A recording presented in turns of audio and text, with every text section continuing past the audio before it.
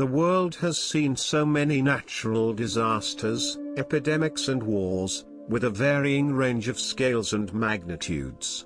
And yet, it's so amazing and inspirational, that humanity has fought back and has won these battles so many times.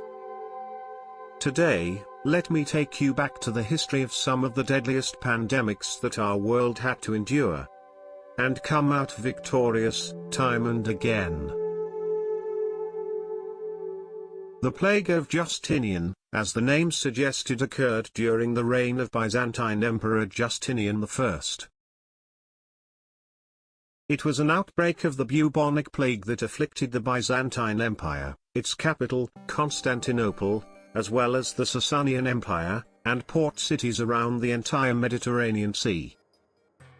Justinian's ongoing battles with his enemies in various regions contributed to the spread of the disease throughout the Byzantine Empire.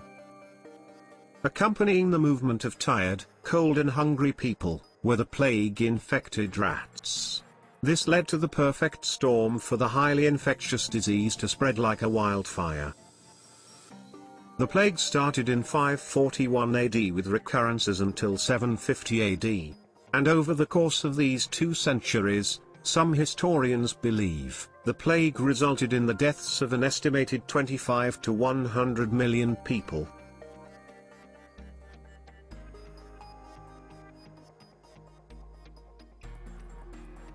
The Black Death was the most devastating pandemic recorded in history.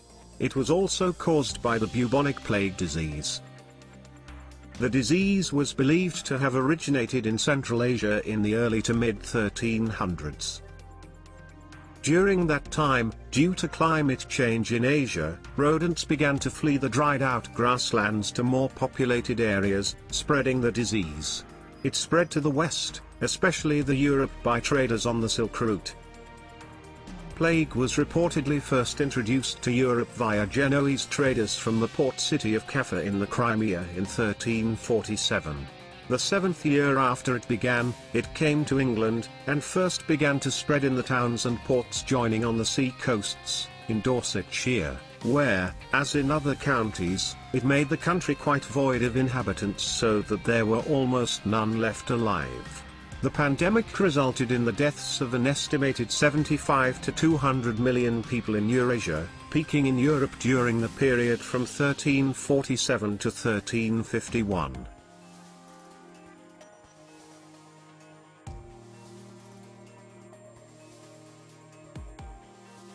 Today, people may not have given much thought about the danger of smallpox, as there are no new cases reported. This could be due to the fact that people are already protected against it through vaccinations. But, once upon a time, it was a dreaded disease that could spread rapidly and kill.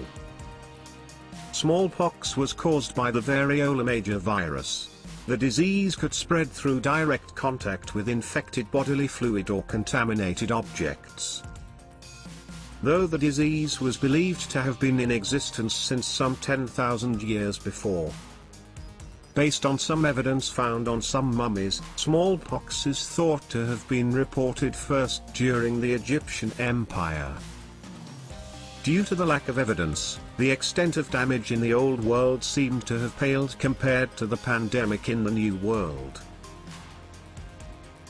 In the New World, by the beginning of the 15th century, with the arrival of European explorers, smallpox was brought to the Americas. The devastation to the indigenous people of Mexico and Native Americans was on such a large scale that it wiped out about 90% of their population over a century. Though the first smallpox vaccine was invented by Edward Jenner in 1796, with the growth of globalization, smallpox continued to spread over the continents over the next centuries until the 1970s. In 1959, the World Health Organization initiated a global campaign to eradicate the disease, and the intensified eradication program began in 1967 with more renewed efforts. Laboratories around the world were able to produce higher quality freeze-dried vaccines. The global vaccination campaign was successful, and the World Health Organization finally declared in 1980 that the smallpox was eradicated from the world. If you had thought that you had heard the last of the plague on this video, well, I'm sorry to disappoint you. You see, back then, the plague ruled the world for centuries when most societies were poor and in the dark. Just like the gang of flu that has been ruling the world in the last century. The third plague pandemic was another major plague outbreak, in terms of the scale of the infections and deaths it caused. Patterns indicate that waves of this pandemic may have come from two different sources. The first was primarily bubonic, and it was believed to have originated in Yunnan, China in 1855 under the Qing dynasty, and killed tens of thousands. It eventually spread over to the subcontinent via ships over the next centuries, through the transportation of infected people, rats and fleas-infested cargoes. More than 10 million people died from it in India alone. It was believed that the second source of the pandemic, more virulent strain, was primarily pneumonic in character. It might have come from a strong person-to-person contagion. This strain was largely confined to Asia, in particular, Manchuria and Mongolia.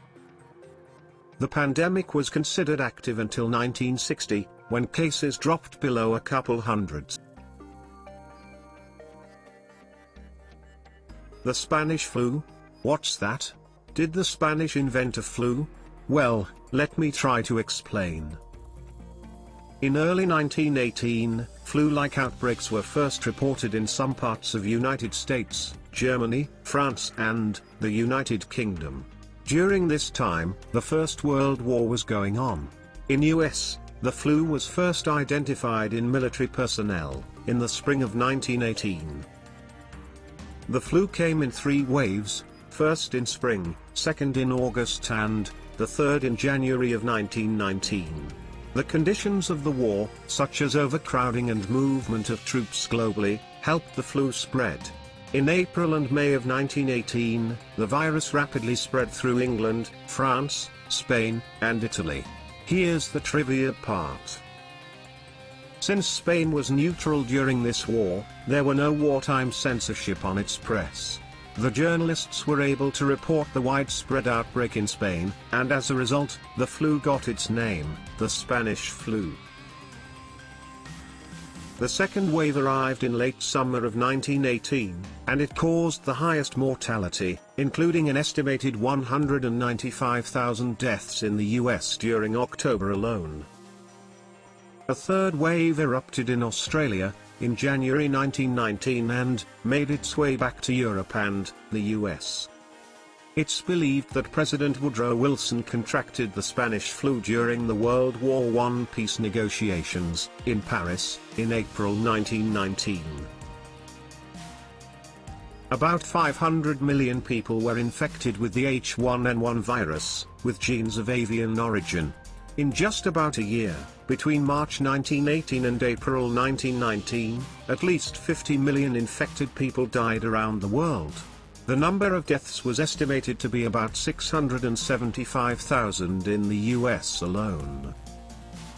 What was strange about this flu outbreak was the fact that, among the highest number of deaths, were the young people in the age group of 20 to 40 years.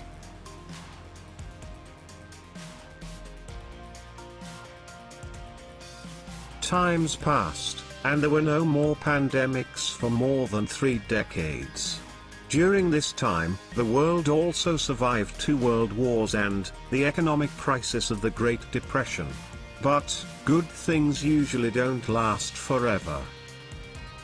A new flu outbreak caused by influenza A, H2N2, virus subtype was identified in East Asia in early 1957.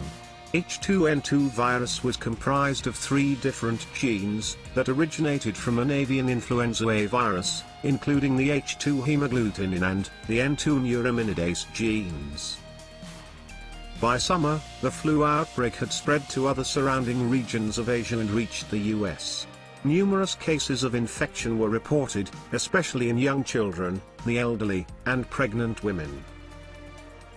The exponential rise in the number of cases was due to a second pandemic wave that struck Europe. The second wave was more destructive and, by March 1958, an estimated 69,800 deaths had occurred in the United States alone. The estimated number of deaths was 1.1 million worldwide and 116,000 in the United States. But, all was not lost. The rapid development of a vaccine to fight the H2N2 virus and the availability of antibiotics to treat secondary infections limited the spread and mortality of the pandemic, and by 1958, it came to an end.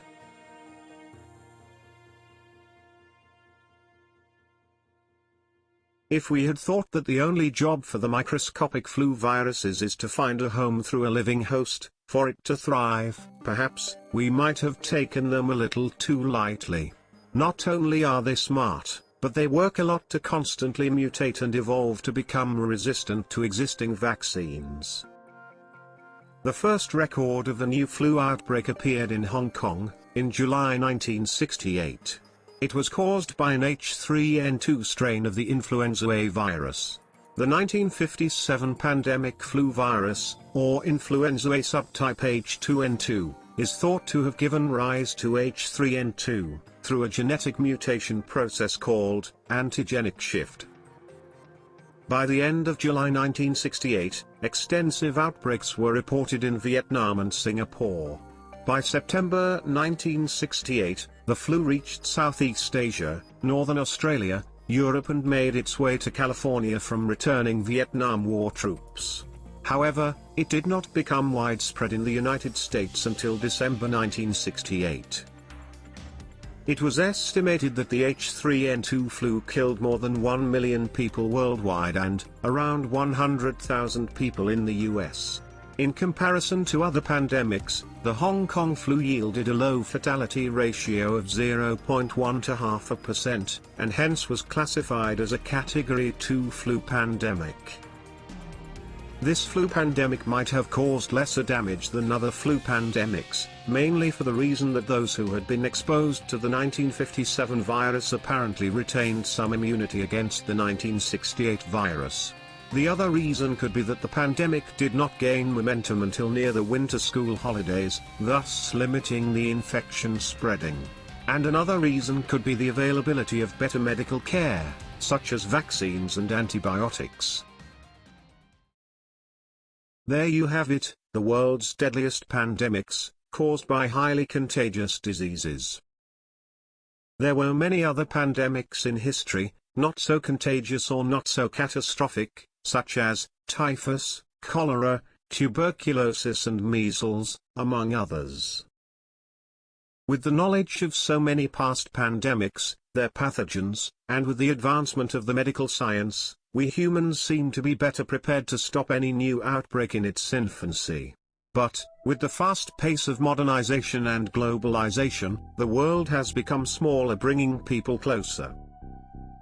In the search for a cure for all vaccine, more experiments on mutant viruses are being conducted than ever before, a could-be trigger for accidental pandemics. Complicating further, new or mutated stronger pathogens that cause highly contagious diseases, somehow are able to find their way into our world, to find their new living host. And that's something not comforting.